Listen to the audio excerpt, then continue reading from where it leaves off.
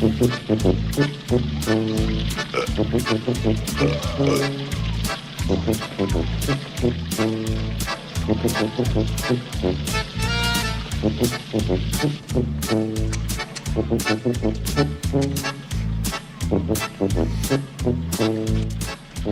Christmas!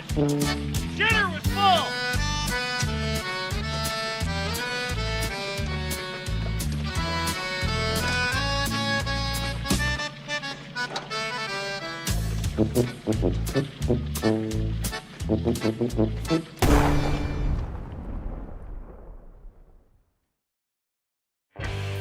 Merry Christmas everyone and welcome to my channel.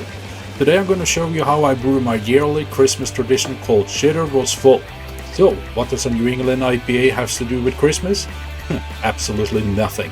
This is just an excuse to put Cousin Eddie on a beer label and give a tribute to my favorite Christmas movie.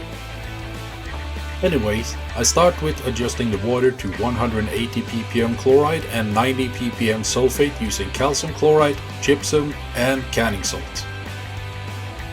I also adjust the mash pH to 5.3 with lactic acid. The grain bill is 55.9% Pilsner malt, 29.4% spelt malt and 14.7% malted oats. A good tip for homebrewers is to get a big ass whisk to easily stir in the grains and to get rid of dough balls in the mash. I also recommend to use rye salts on grain bills like this that got a lot of oats and spelt. And don't do the mistake I did and forget to ask for crushed oat malt. Shit. Anyways, take your time to stir in the malt to make sure that it isn't any dough balls in this porridge.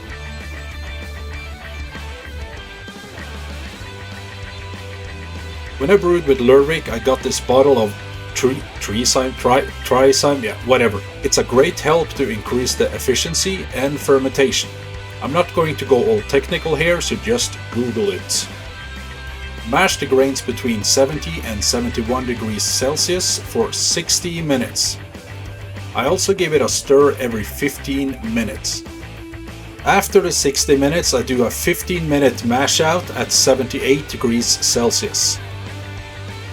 It's time to lift the malt pipe and start sparging.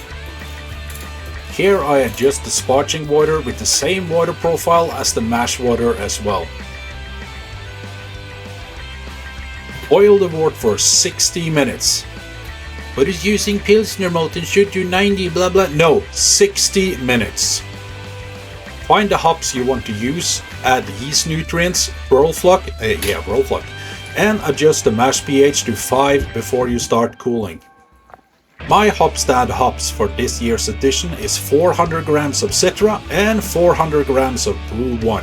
And I guess it's time to inform you guys that this is a 100-liter batch. After a boil, cool down the wort to 80 degrees Celsius, stop the cooling and add the hops.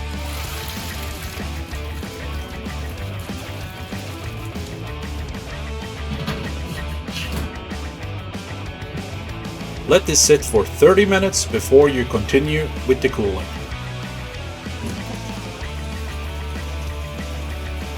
When your Christmas juice has reached 19 to 20 degrees Celsius, transfer it to your fermenter. Look at that juice.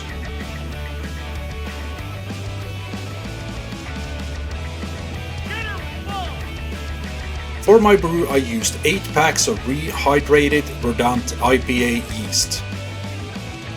And if you like what you see so far, don't forget to like and subscribe. I start the fermentation at 20 degrees Celsius and the original gravity was 1079. 24 hours later. And that feeling when you forget to insert the Inkbird probe to the thermowell when it's hot in the brew room and the glycol cooler cools your wort down to 2 degrees Celsius. 2 days later. Whew, I was really afraid that the yeast would die, but luckily it survived. After 2 more days I did a small Biotransformation Dry Hop with 200 grams of Citra and 100 grams of Brew 1. If you're into New England IPA brewing, I really recommend the Brew Tools fermenters and of course the hop drop kit.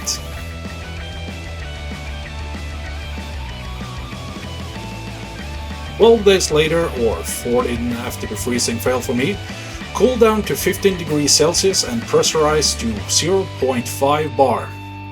If you got a conical tank as well, do a small trub dump to get rid of some of the yeast and hops. When the beer is 15 degrees Celsius, add the second dry hop. I used 300 grams of Citra, 200 grams of Cascade and 100 grams of Brew 1.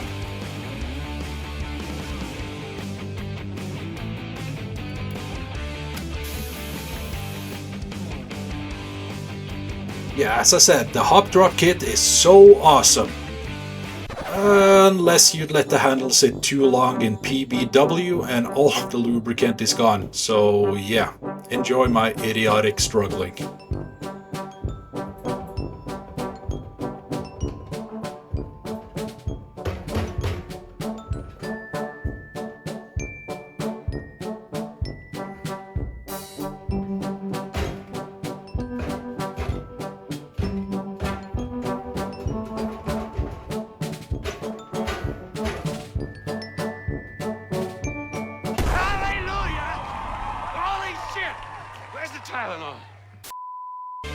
At day 14, I do the third and last dry hop.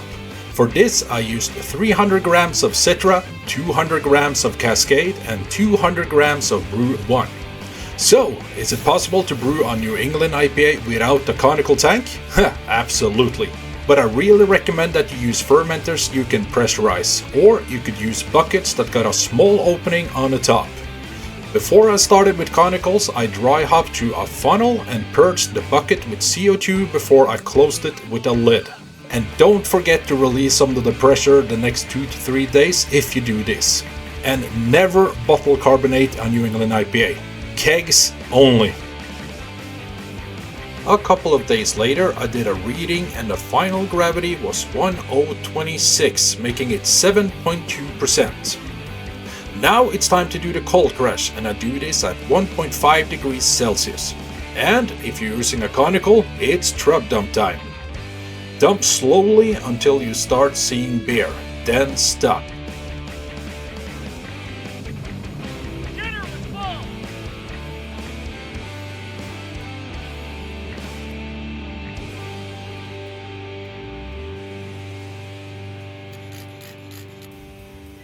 Oh, is that it? Hell no. Repeat this process 2 times a day until there's nothing but beer left. For me it took 8 days until it was nothing but beer left, so then I connect the CO2 to carbonate. I set the pressure somewhere between 1.5 and 2 bars for 24 to 30 hours. When the beer is done carbonating, it's time to can it, or drink it from the keg or tap or whatever you prefer. I use the inline filter kit from Brew Tools and connect a beer gun to it.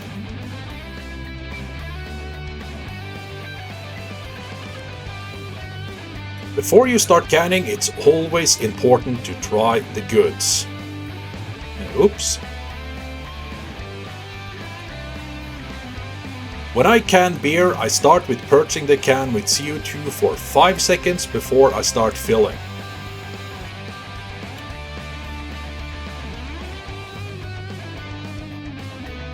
And always cap on foam. And also a huge shout out to October Design for this amazing machine that has worked flawless since 2017.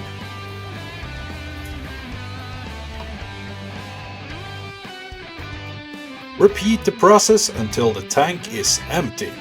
And it looks like Christmas is saved. The only thing left before drinking it is the labels. I always got to have that finishing touch. Find your favorite glassware and crack it open. Don't forget to wash and rinse your glass, because the dirty glass mafia will judge you. Ah, look at that color. And the result? Ooh, I love it. It's thick, sweet and juicy with flavors of citrus, pineapple, mango, grapefruit and a hint of pine. A perfect relief from the holiday stress. So, until next time, Merry Christmas! Merry Christmas! Kiss my ass, kiss his ass, kiss your ass. Happy Hanukkah.